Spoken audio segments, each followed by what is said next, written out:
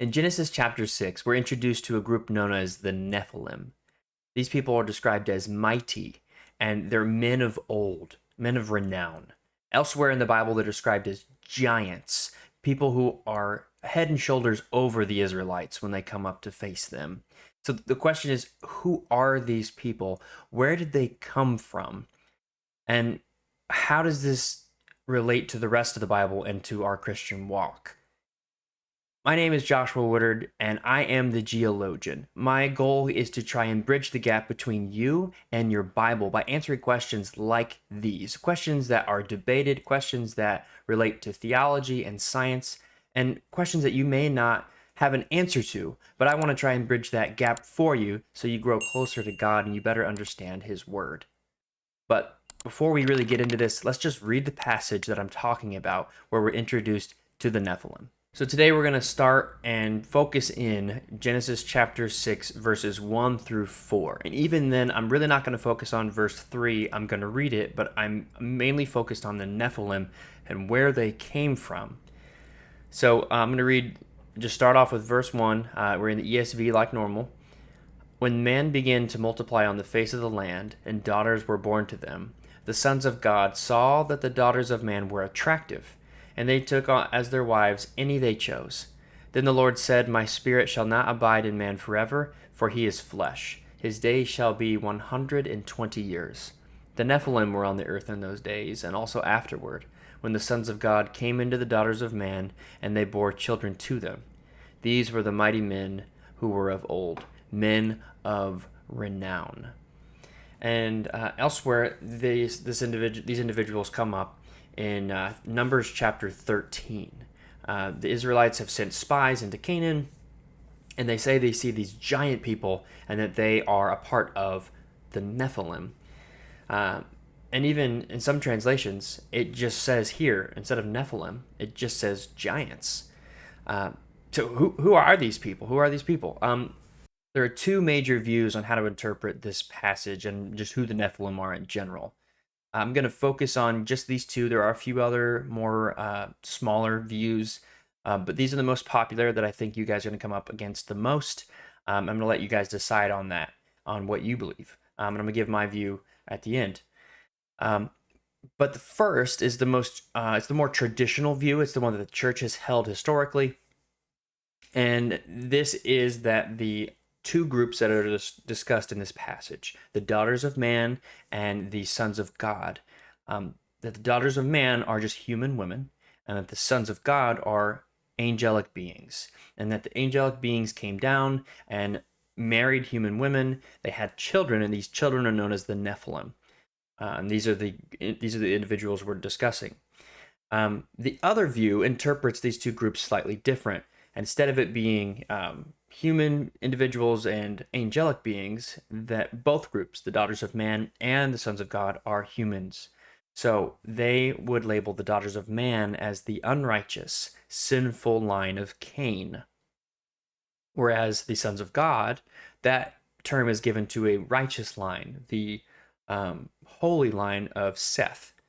That at this time, children, descendants of Seth, started intermingling with the unrighteous children of Cain, and from them spawned this new generation known as the Nephilim, the fallen ones. So that's the second view.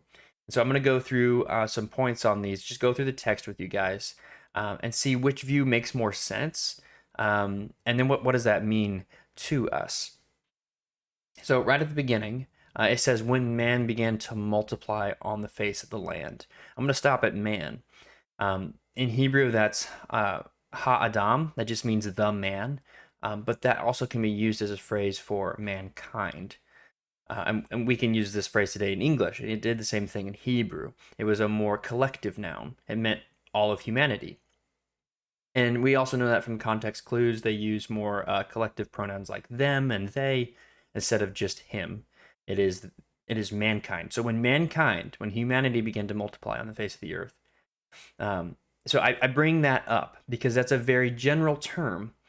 And the second view I discussed says that these two groups are two very specific lines, Seth's line and Cain's line.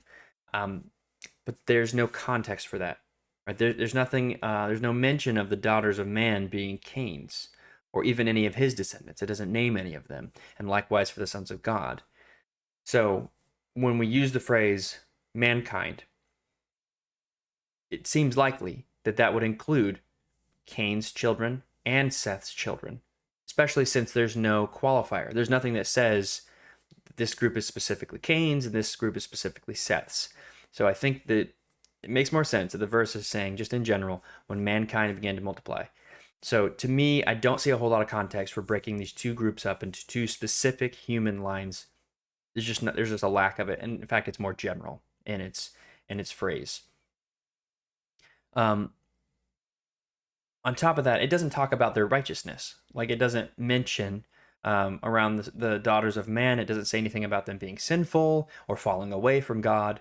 Likewise, sons of God, while that phrase might hold maybe a holiness to it, it doesn't mention that they are like above and beyond more righteous than the daughters of man. So again, I don't think that view fits these couple of verses very well. So it seems more likely that it's not that.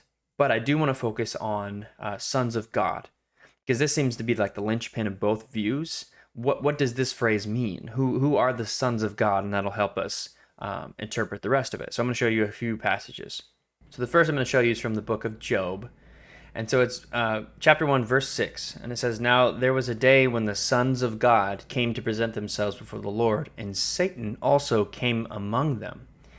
And so it goes on. The context is God is having a conversation with Satan about his servant Job. But here it's very clear that there's this sort of divine council almost that God is meeting with angels or heavenly beings known as the sons of God. So this passage seems to point to them being angelic beings. Satan, we know, is an angel, a fallen angel, and he is put among this group. Also from Job is Job 38:7, excuse me. So this is talking about, the context is this is that God is talking about creation and when he created. And he says, "On what were its bases sunk, or who laid its cornerstone, when the morning stars sang together, and all the sons of God shouted for joy." And we know that morning stars is a phrase talked about angels, and paralleled with that are the sons of God. And we know from other psalms that the angels were there during creation and they were praising the Lord. So again, here's another use of that. And a third one is from the book of Daniel. So this is where Nebuchadnezzar has thrown Shadrach, Meshach, and Abednego into the furnace. They were told to bow down to his statue. They said no, so they were thrown into this furnace to be killed. And so when they're thrown in, they're not killed.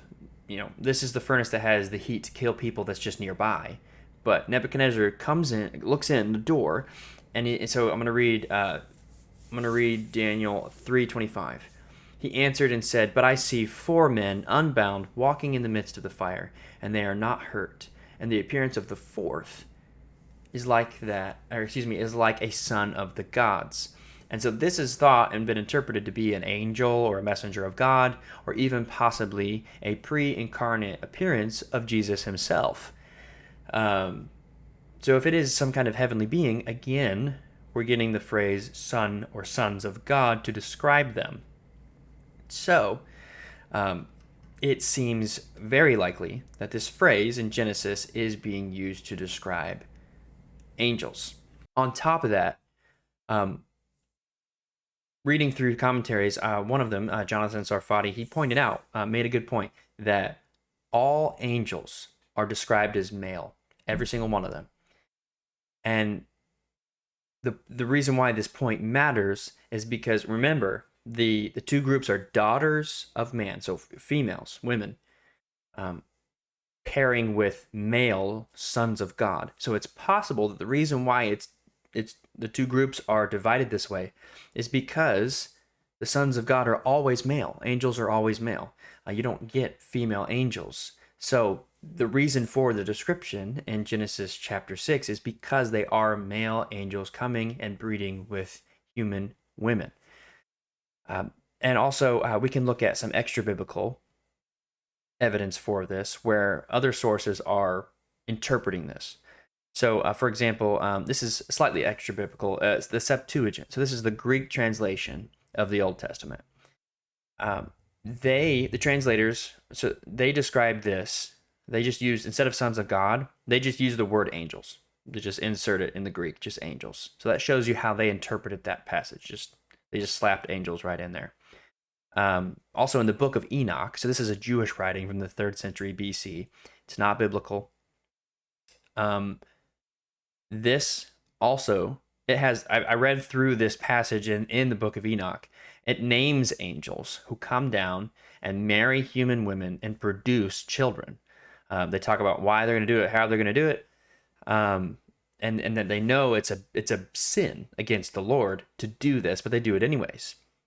And so that kind of shows you how people at that time interpreted this in the 3rd century BC. Also, Josephus, he's a my goodness, easy for me to say, a Jewish historian from the 1st century AD. He also interprets these as angels in his Antiquities of the Jews writings.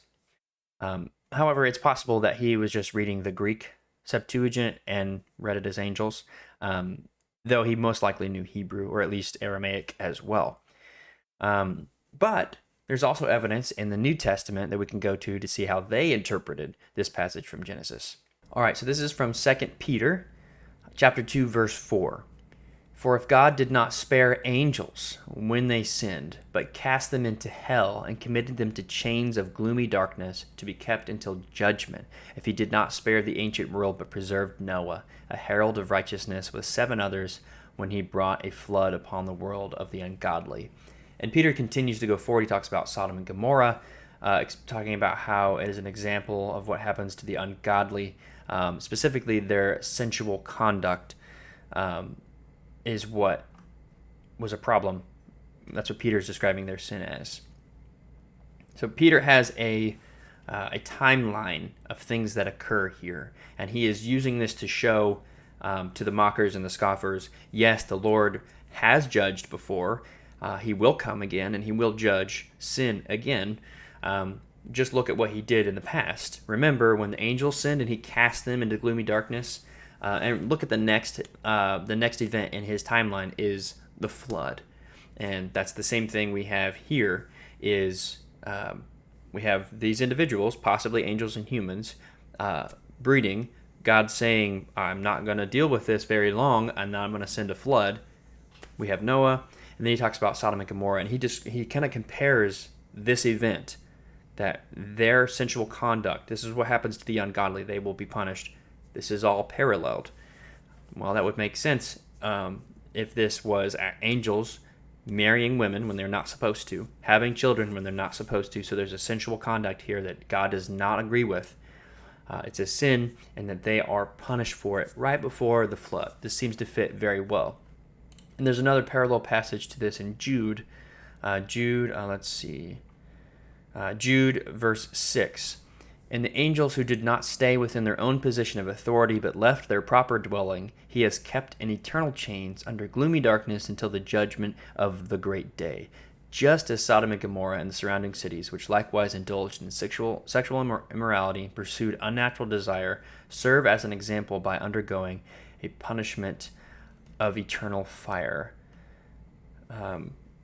So this is Jude talking about the same thing that Peter's talking about. He even uses almost word for word things like eternal chains, gloomy darkness, judgment. And there's these angels who they had a position given to them by God, and they left that proper dwelling, and instead, just like Sodom and Gomorrah and the surrounding cities, indulged in sexual immorality, unnatural desire, and the literal phrase here is strange flesh. So an unsanctioned sexual union. Just like they did that, these angels did that too. And both were judged. Sodom and Gomorrah, they were destroyed. But these angels are going to be kept in eternal chains and gloomy darkness until the judgment because of their sin. From all of this evidence, from the Old Testament, we looked at the 2 groups, daughters of man, sons of God, where that phrase shows up in the Old Testament, how other people of that time during those writings, or at least just after it, how they interpreted these things. They interpreted it also as angels marrying human women. Also, the New Testament seems to point that way as well. With all of this evidence in mind, it seems like the best interpretation here matches up with the traditional one, which is angels or heavenly beings married human women, which was against the law and the boundaries that God had set. And they had children. And these are the Nephilim. So we got through that part. And that's my interpretation of it. You may disagree, and if you do, feel free to comment below and we can continue the conversation. But what were these people like, right? What were the Nephilim? So we've already kind of got where they came from, who are they, and what are they like? So I briefly mentioned they're described as giants, big people, mighty, men of renown. What else can we know? So I'm going to just look at the word. Nephilim comes from the Hebrew word nephal, which means to fall.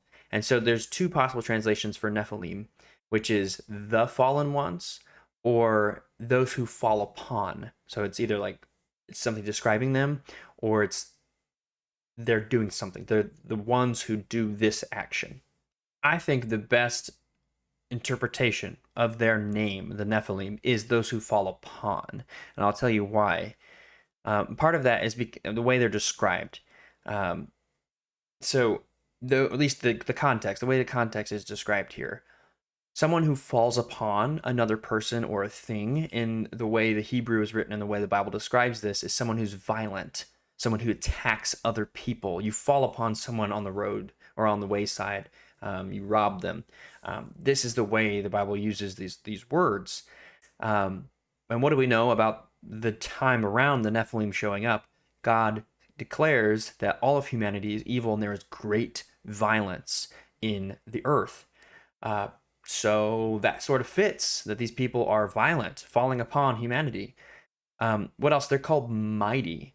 So that's not just strength. That's not just they're tough or big. This word also can be used to describe the rebellion of someone. So Nimrod is a character from Genesis. He's described as a mighty hunter before the Lord. This is not a good thing. This is considered a negative term, that he is a rebellious individual before the Lord. And he does exactly the opposite of what God asks him to do and what he asks humanity to do, to spread out. Instead, they build the Tower of Babel, and he's just very open with his rebellion against God. So these individuals being mighty and falling upon others could be talking about the rebellion against God and violence against humanity. I think this fits very well with the context of Genesis 6, the context of Genesis 1 through 11 in general. And so pulling it all together, you have angels coming down, choosing wives, marrying them, having children, known as the Nephilim, violent, powerful individuals who fall upon humanity, and they stir up in them even more sin and violence and war, and it just further corrupts humanity. And this, again, the book of Enoch, I was reading through it. It's not biblical, but it also describes this happening, that they stir up in humanity a war and violence. And so this shows you just what the Jews around that time, what they were interpreting this as. So it kind of gives this interpretation that I was mentioning a little bit more a little more backing. So I think that's who these are. That's who these Nephilim are. They're half-breeds between angels and humans who are violent and are just further corrupting humanity. A big question, though, is why? Why did this event happen? Why did the angels do this? Like, they knew this was a sin. They knew they would be punished for this. Why would they do this?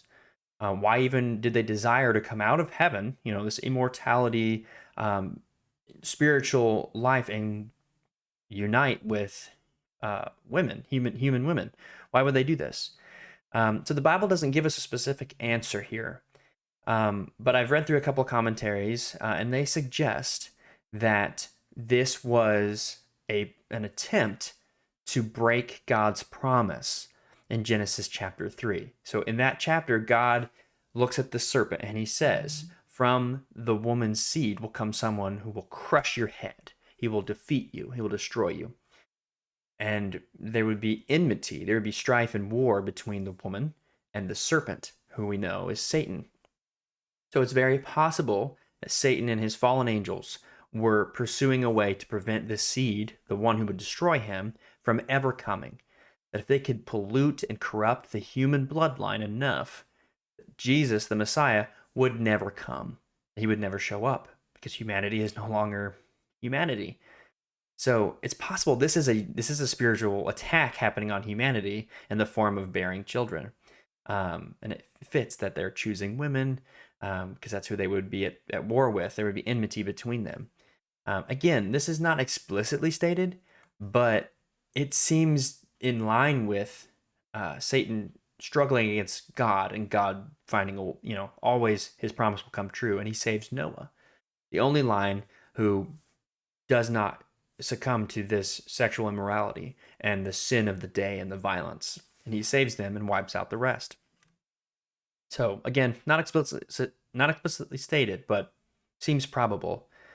Should there be other evidence against that, though, we shouldn't hold to that firmly because it's not immediately stated. So what about the giants, though, I talked about being mentioned in Numbers 13? Remember, the spies go in, they say, oh my gosh, there are Nephilim in here because the sons of Anak, they're a part of the Nephilim.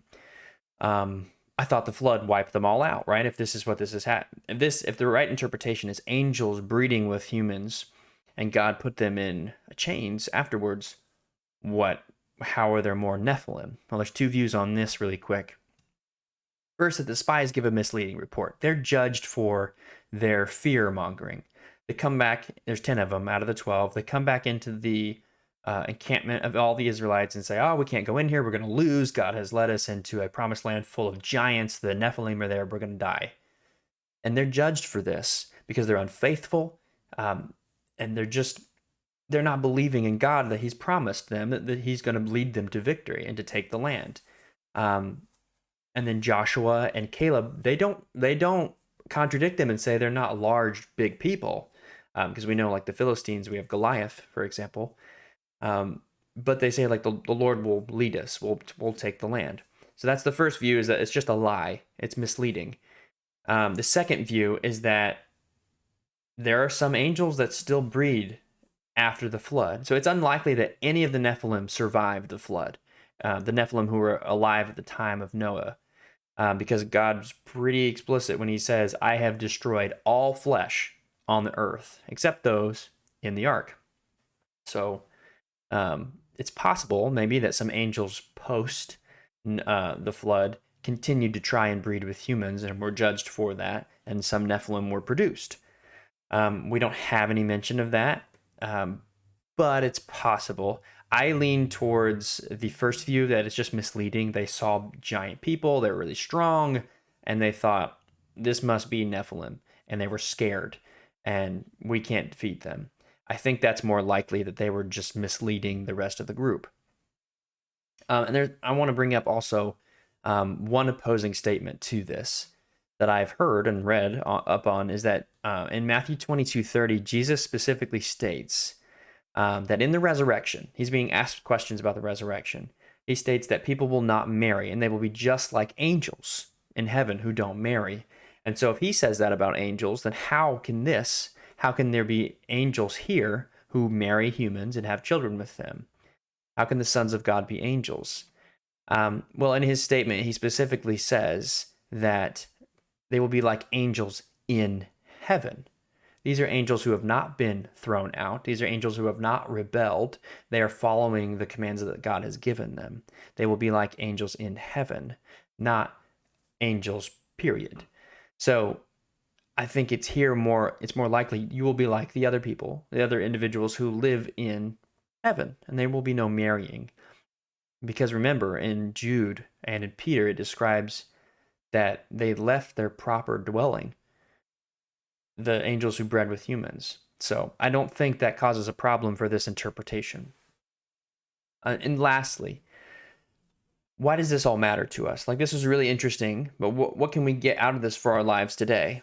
So first is, this is a battle.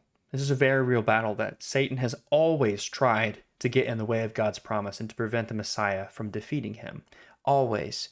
And he does that with us today. He tries to battle us. He tries to win the battle for our minds and fill us with fear and violence and these kinds of things. But we know that the Lord is victorious. Jesus did come. He did crush the head of the serpent. And one day he's going to fully lock him away and throw him in hell. So I take courage from this. I am emboldened by it, that even though Satan thought he was winning, he had all the rest of the earth, the Lord spared Noah, saved him, removed all of the sin and violence, and kept his promise through Noah's line. And he'll do that in our lives as well. He's done it with Jesus, and he's going to keep doing it in our lives. And so I take encouragement from this, and I think you should as well. I hope this has helped you think more about this passage in a way maybe you haven't before, and I hope it has bridged the gap between you and your Bible. And we're nearing the flood. We're nearing Noah and the flood upon the earth, and just like the topic of the age of the earth, and how old is it, and how was it formed, and these kinds of questions. I want to get to those, but we're going to talk about the theology and what God is teaching us through the story of Noah first.